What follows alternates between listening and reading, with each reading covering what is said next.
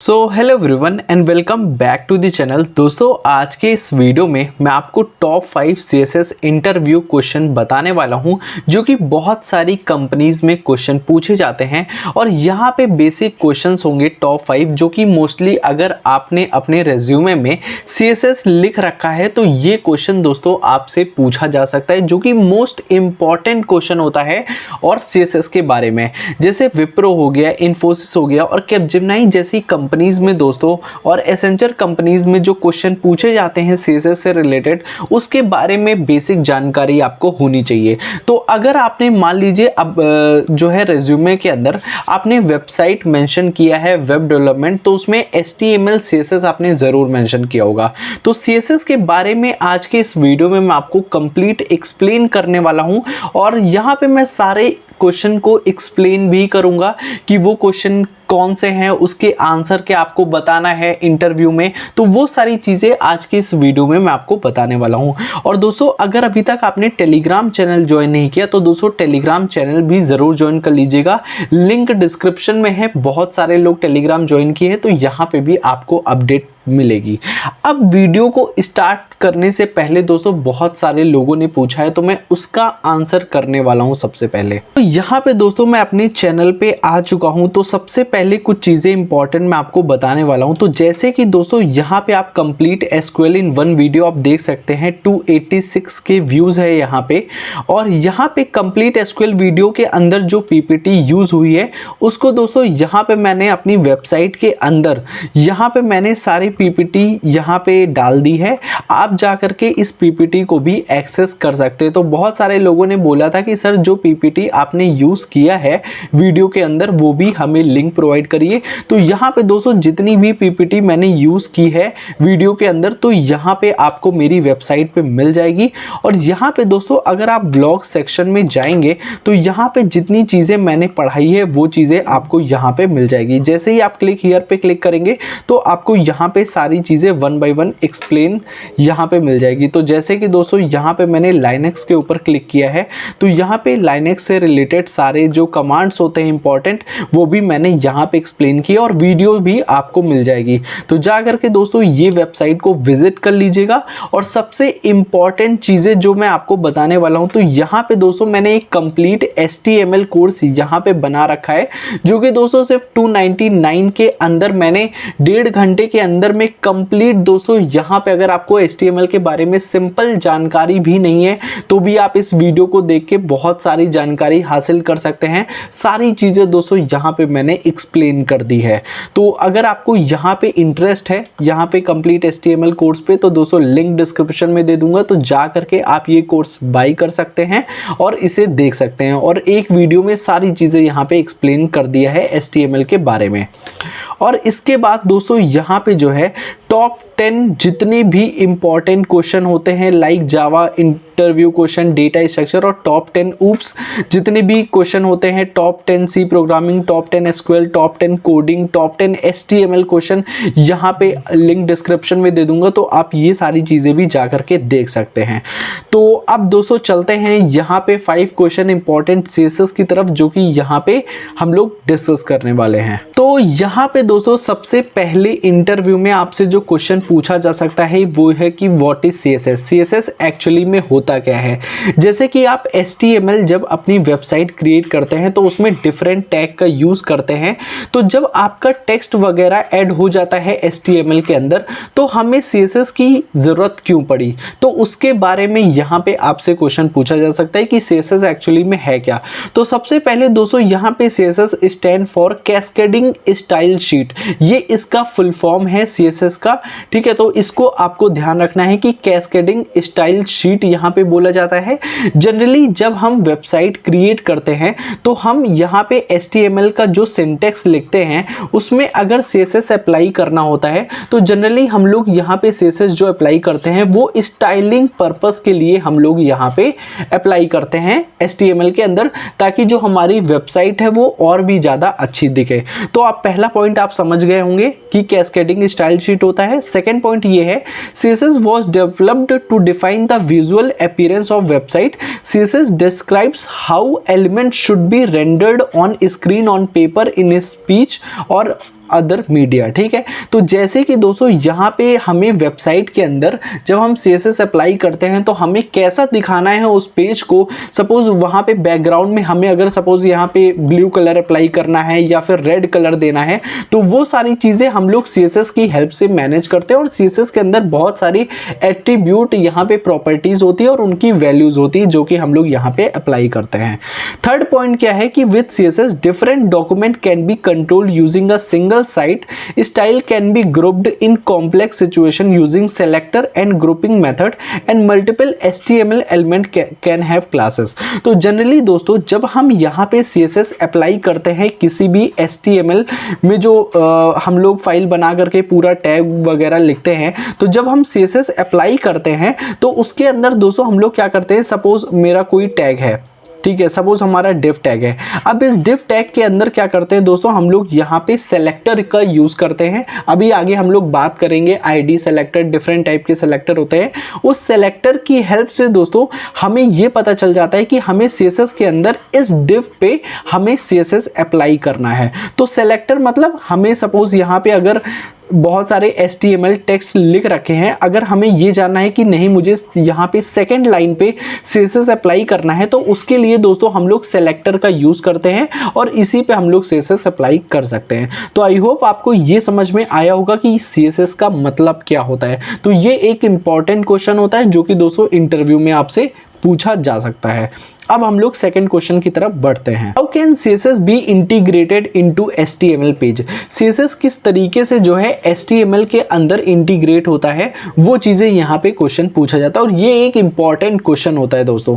There are 3 ways of integrating CSS into HTML। तो यहाँ पे 3 तरीका होता है दोस्तों जिससे जो है HTML के अंदर आप CSS यूज करते हैं।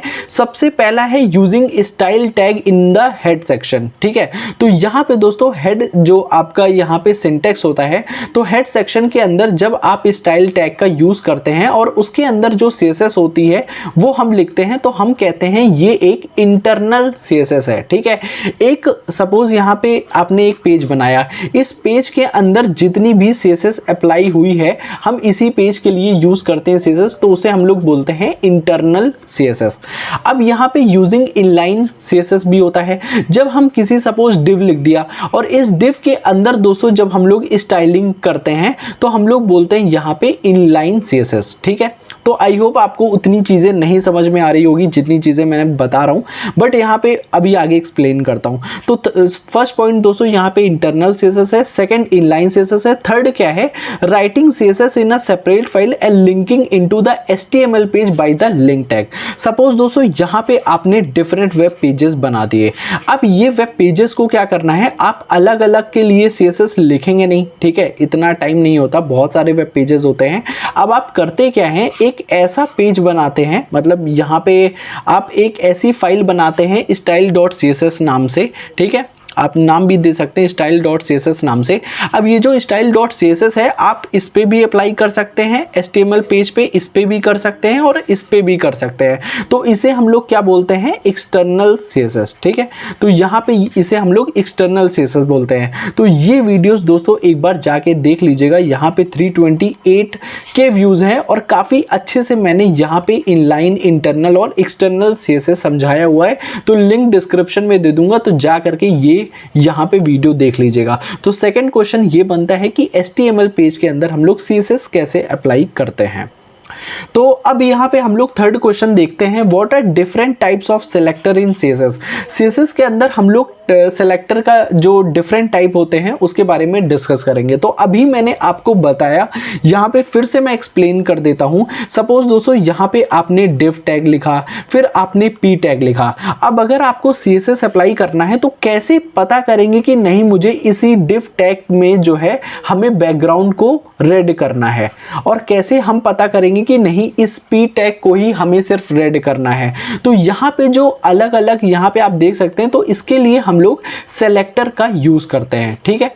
तो यहाँ पे डिफरेंट टाइप ऑफ सेलेक्टर है और ये जितने भी सेलेक्टर है दोस्तों यहाँ पे CSS की हेल्प से मैं एक्सप्लेन भी करूंगा यहाँ पे विद एग्जांपल के साथ कि यहाँ पे सेलेक्टर को हम लोग कैसे CSS के अंदर इस्तेमाल करते हैं। तो सबसे पहले दोस्तों यहाँ पे यूनिवर्सल सेलेक्टर है, selecting all element on a pages. तो यहाँ पे दोस्तों होता क्या है कि वेब पेजेस के अंदर बहुत सारे टेक्स्ट वगैरह लिखे होते हैं और सारे टेक्स्ट में अगर हमें यहाँ पे अप्लाई करना है, सपोज यहाँ पे div है और p टैग है, हम चाहते हैं इन दोनों में ही रेड कलर आ जाए, तो उसके लिए दोस्तों हम लोग यहाँ पे यूनिवर्सल सेलेक्टर का यूज करते हैं। अब सेकंड आता है ID selector, use the ID attribute of an HTML element to select a specific element. अब इसके बारे में यहाँ पे मैं आपको एक्सप्लेन करता हूँ। सपोज जैसे कि दोस्तों यहाँ पे बताया मैंने div, एक div है और एक हमारे पास p टैग है, और ठीक है। अब ये जो दोनों टैग है, अब मैं चाहता हूं कि जब CSS अप्लाई करूं तो मैं चाहता हूं सिर्फ और सिर्फ इसी p टैग में ही CSS अप्लाई हो। तो इसके अंदर दोस्तों हम लोग ID दे सकते हैं, 1 2 3 कुछ भी आप ID दे सकते हैं। तो और यहाँ पे हम लोग CSS की हेल्प से इस ID की जो वैल्यू होगी उससे हम लोग इस p टैग में हम लोग CSS अप्लाई कर सकते हैं। वैसे ही सेम हम लोग div पे अप्लाई कर सकते हैं, तो इसे बोलते हैं ID सेलेक्टर। और क्लास सेलेक्टर दोस्तों यहाँ पे ये होता है कि सपोज मान लीजिए यहाँ पे div टैग मैंने यूज किया है, फिर मैंने div टैग यूज किया है और फिर मैंने div टैग यूज किया है, और इसके अंदर दोस्तों यहाँ पे जो नेम है, सपोज यहाँ पे 1 2, यहाँ पे अभी के लिए 1 2 3 लिख देते हैं, इसकी भी जो वैल्यू है 1 2 3 लिख देते हैं और 1 2 3 लिख देते हैं। अब हम लोग करेंगे क्या, जब हम लोग CSS अप्लाई करेंगे तो इस 1 2 3 वैल्यू को लेंगे और इसके अंदर दोस्तों यहाँ पे CSS अप्लाई कर देंगे। तो यहाँ पे इस div पे, इस div पे और इस div पे यहाँ पे CSS अप्लाई हो जाएगी। तो इसे बोलते हैं क्लास सेलेक्टर। क्लास सेलेक्टर का मतलब select element with a specific class attribute. Attribute मतलब उसकी वैल्यूज जो हम लोग यहाँ पे लिखते हैं, तो अगर सेम वैल्यूज होगी तो हम उससे जो है CSS अप्लाई कर सकते हैं। तो ये चीज़ मैं थोड़ा एग्जाम्पल के साथ भी एक्सप्लेन करूंगा जब मैं यहाँ पे एग्जाम्पल आपको बताऊंगा प्रैक्टिकल।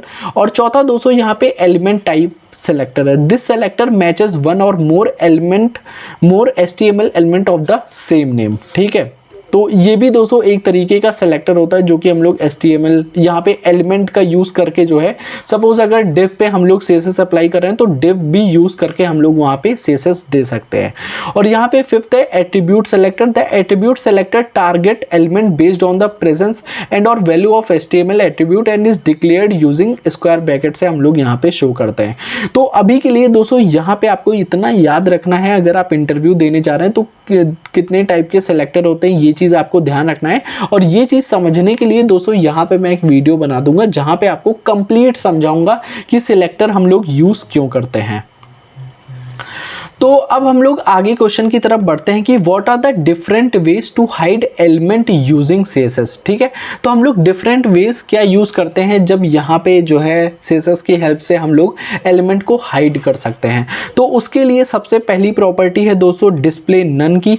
अब डिस्प्ले नन करता क्या है कि will cause the element to completely vanish and it won't take any space. ठीक है, तो जब दोस्तों हम लोग यहाँ पे CSS के अंदर डिस्प्ले नन यहाँ पे यूज करते हैं तो यहाँ पे कंप्लीटली वैनिश भी हो जाता है और कोई भी स्पेस लेता नहीं है। ठीक है, तो ये होता है डिस्प्ले नन की प्रॉपर्टी। और सेकंड होता है visibility hidden, allow animation and preserve the space the element would occupy on screen but simply leave it blank। Suppose दोस्तों होता क्या है कि यहाँ पे visibility hidden का मतलब ये है कि स्पेस लेगा और बट यहाँ पे hidden रहेगा। ठीक है, ब्लैंक रहेगा हम कह सकते हैं। तो स्पेस यहाँ पे लेता है visibility hidden में, बट यहाँ पे डिस्प्ले में जो है it won't take any space, कोई स्पेस नहीं लेता। तो ये भी एक इंपॉर्टेंट क्वेश्चन है कि कैसे जो है हाइड कर सकते हैं यूजिंग CSS। ठीक है, अब यहाँ पे नेक्स्ट क्वेश्चन की तरफ बढ़ते हैं जो कि दोस्तों थोड़ा सा इंपॉर्टेंट क्वेश्चन है और इसे आपको जानना जरूरी भी है। अगर आप CSS के अंदर बॉक्स मॉडल अगर आपको नहीं पता तो यहाँ पे मैं आपको बॉक्स मॉडल समझाने वाला हूँ और वीडियोस भी यहाँ पे मैंने एक यहाँ पे सेपरेटली इसी के बारे में एक्सप्लेन किया है बॉक्स मॉडल क्या होता है। तो जब भी बॉक्स मॉडल का नाम आता है तो यहाँ पे आपको एक पिक्चर आ जानी चाहिए जिसमें आपके पास मार्जिन होगा, बॉर्डर होगा, पैडिंग होगा और कंटेंट होगा। तो ये सारी चीज़ें दोस्तों आपके पास होती है ठीक है। जब भी यहाँ पे आप CSS अप्लाई करते हैं या फिर बॉक्स मॉडल के अंदर बात होती है तो आप यहाँ पे देख सकते हैं कि CSS box model is a container that contains multiple properties including border, margin, padding and the content itself. तो यहाँ पे आप देख सकते हैं कंटेंट है, पैडिंग है, बॉर्डर है और मार्जिन, ये सबसे मिल के दोस्तों यहाँ पे एक बॉक्स मॉडल बनता है। अब यहाँ पे हम लोग इसके अंदर बात करेंगे कि कंटेंट, पैडिंग, बॉर्डर या फिर मार्जिन होता क्या है, ठीक है। तो वो चीज़ें यहाँ पे मैं एक्सप्लेन करता हूँ। तो सबसे पहले दोस्तों यहाँ पे हम लोग अंदर की बात करते हैं कंटेंट। कंटेंट का मतलब ये होता है कि the content of the box where text and image appear. जब दोस्तों यहाँ पे सपोज आप जो है मान लीजिए कुछ आपने यहाँ पे पी टैग के अंदर हेलो वर्ल्ड लिख दिया, ठीक है।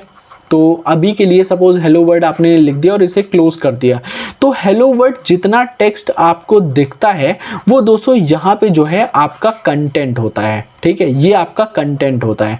तो ये चीज़ आपको ध्यान रखना है, ये आपका कंटेंट हो गया। और उसके बाद आता है पैडिंग।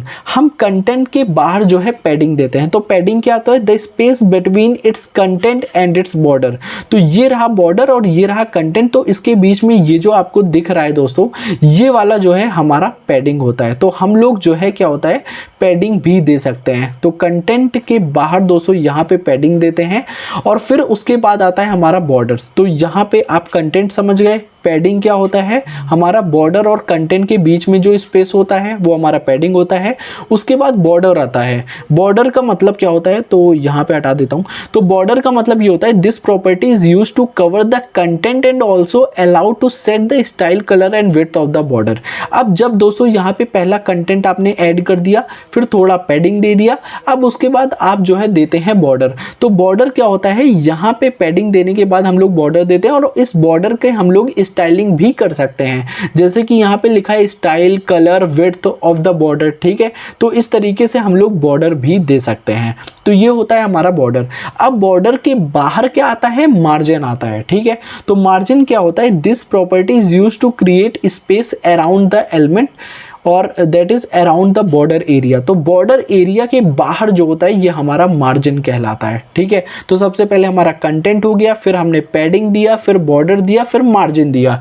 तो ये चीज़ें दोस्तों यहाँ पे मैंने एक्सप्लेन किया है वीडियो में, जिसमें यहाँ पे मैंने प्रैक्टिकल समझाया है कि बॉक्स मॉडल क्या होता है। तो वो वीडियोज़ भी एक बार जा करके देख लीजिए।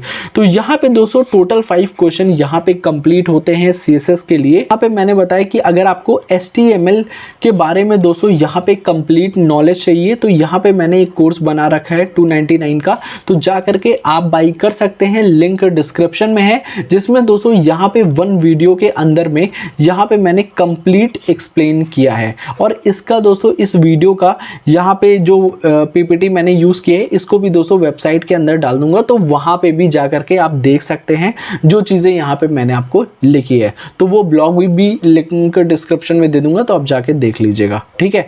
और चैनल को सब्सक्राइब जरूर कर लीजिएगा। तो दोस्तों मिलते हैं नेक्स्ट वीडियो में, तब तक के लिए बाय बाय।